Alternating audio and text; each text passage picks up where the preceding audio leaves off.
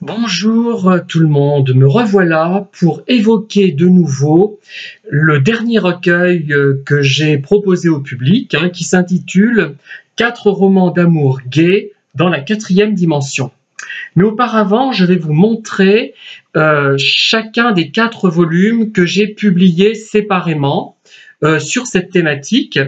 Alors, il y avait donc celui-là, Fragments de manuscrits dans les ruines de la maison vide, publié tout d'abord chez lulu.com. Il est très mince, il revient très cher, donc il y a peu d'achats. Il y a eu des achats notamment sous forme d'e-book.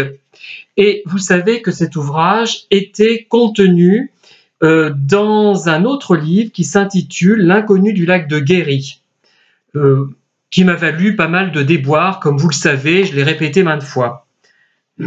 Ensuite, il y a Le voleur de trottinette. Ces volumes d'ailleurs sont toujours disponibles, je ne les ai pas retirés de la vente, j'aurais peut-être dû, mais bon, on ne sait jamais, parce que après tout, certains peuvent vouloir collectionner, ça peut les amuser d'avoir différentes couvertures.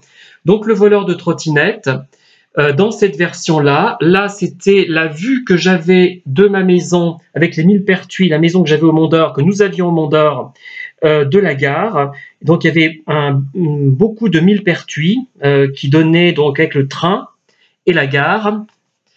Il y a également cette version-là que je trouve pas très réussie. Donc c'est une photo de cascade. Enfin, ça a l'air joli comme ça, mais en fait les couleurs ne sont pas aussi jolies que celles que vous voyez, je pense.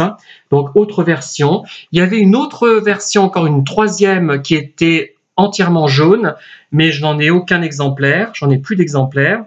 Alors, il y a aussi Mélodies interrompues avec une belle cascade, vous voyez là, ce volume-là.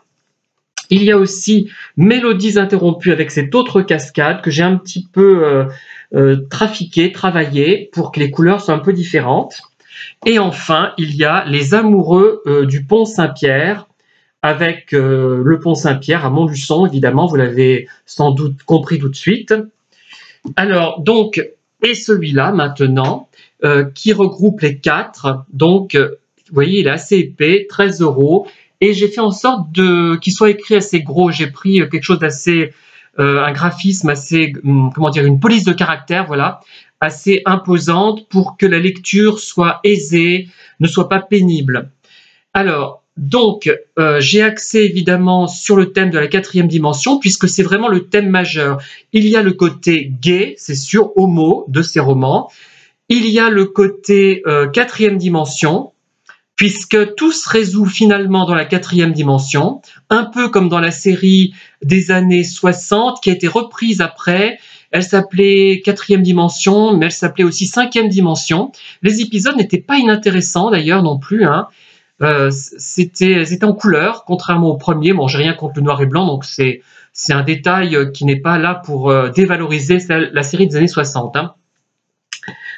Et donc, ce que j'ai peut-être omis d'indiquer, tellement ça me paraissait un peu évident, c'est que attendez, je réfléchis, 3 sur 4, voire 4, peut-être le 4e aussi est concerné. 3/4 de ces romans, donc ces petits romans qui sont contenus dans ce recueil, traitent de la perversion narcissique, des pervers narcissiques, des manipulateurs. On voit le cheminement d'ailleurs de ces manipulateurs dans le premier volume. Comment dire, oui, là, où il est le premier, voilà le premier. Et dans les autres, c'est peut-être celui-là qui traite, qui aborde moins cette problématique. Le dernier, celui 2022.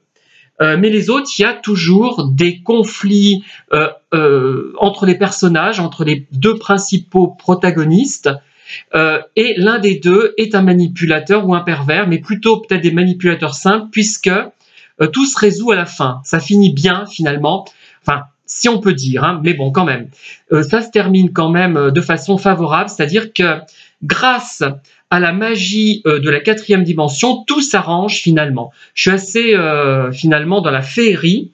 Alors la féerie, c'est notamment Le voleur de trottinette. Ça commence de façon très réaliste, mais ça se termine de façon féerique. Alors celui-là, Mélodie interrompue, c'est très directement basé sur la quatrième dimension, Regading Girl, Retour en force de Crossland, 1963, un des épisodes de la quatrième dimension. Vous savez, avec la fameuse Maggie McNamara, dont c'est un des derniers rôles. Et vous savez qu'elle a malheureusement très mal fini, la pauvre Maggie McNamara. Mais c'est très très émouvant ce film, très réussi, très poétique. Et j'ai essayé de retranscrire cette poésie. Et enfin, le dernier, qui est inspiré aussi de cet épisode de la quatrième dimension, avec toujours, enfin là c'est peut-être le seul où le personnage n'est pas forcément pervers, enfin l'un des deux du moins, c'est peut-être un malentendu. Mais il y a encore l'influence de la quatrième dimension.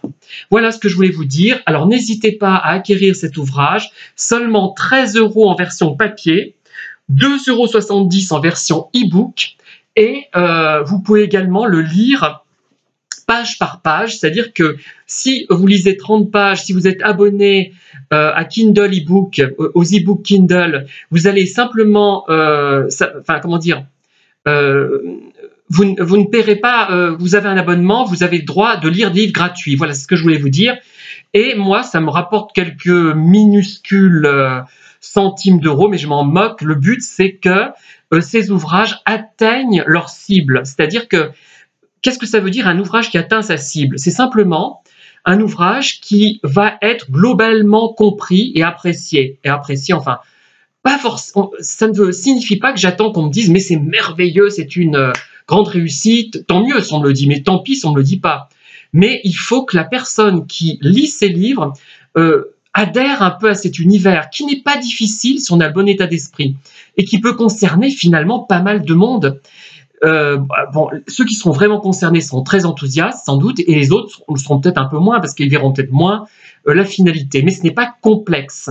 C'est complexe si on creuse vraiment, si on peut y voir des choses plus subtiles. Évidemment, ce n'est pas du Agnès Martin-Lugans. C'est un livre quand même qui a des qualités littéraires minimales, et ce n'est pas non plus l'auteur que j'avais évoqué de la région, qui ne maîtrise pas la syntaxe. Moi, je n'ai pas un style fabuleusement fabuleux, mais j'ai été scolarisé quand même, et je suis prêt, quand on corrige mes livres, à admettre que je me suis trompé sur le plan syntaxique ou que la phrase était maladroite. Je ne suis pas un auteur pédant, prétentieux, et je n'écris pas des balivernes. Enfin, si, mais avec une intention comme le ferait Samuel Beckett.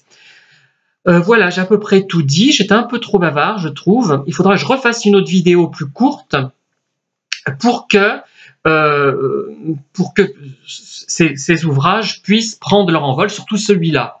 Les autres ont déjà un petit peu eu du public, même pas mal, quand je faisais des dédicaces, mais celui-là, non, pas encore. Et donc, voilà, vous avez ce volume, 13 € sur Amazon, où vous pouvez le lire, je le répète, page par page. Merci en tout cas de m'avoir écouté. À très bientôt.